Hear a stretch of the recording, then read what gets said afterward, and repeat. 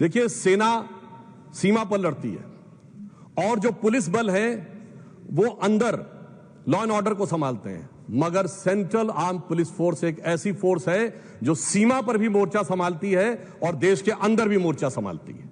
यानी हम कह सकते हैं कि it is not just the India's first line of defence, it is India's main line of internal defence.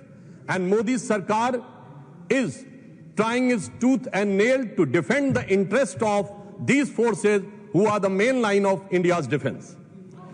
अब इन बलों के प्रति सरकार का जो मूल्यांकन है यदि करना है किसी को, तो मुझे लगता है 3 आधार पे करना चाहिए। एक है कि उनकी कैपेबिलिटी कैसे बढ़ रही है, यानी प्रतिरक्षा क्षमता।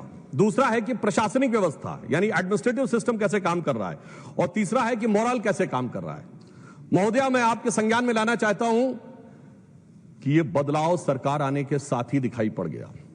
2014 26 मई को हमारी सरकार आई और आप सबको ध्यान होगा 2014 से पहले बीएसएफ, वो हमारा सेंट्रल पैरामिलिट्री फोर्स जो कि बॉर्डर पे तैनात रहता था, शेलिंग की बहुत घटनाएं आती थी और उस समय बीएसएफ के डीजी का फोन आया तत्कालीन गृह मंत्री राजनाथ सिंह जी के पास कि सर शेलिंग हो रही है, हमने सफेद झंडा दिखा दिया है। तो पूछा गया सफेद झंडा क्यों दिखाया है, तो कहा गया सब हमें यही आदेश है कि जब शेलिंग हो तो सफेद झंडा दिखाना है।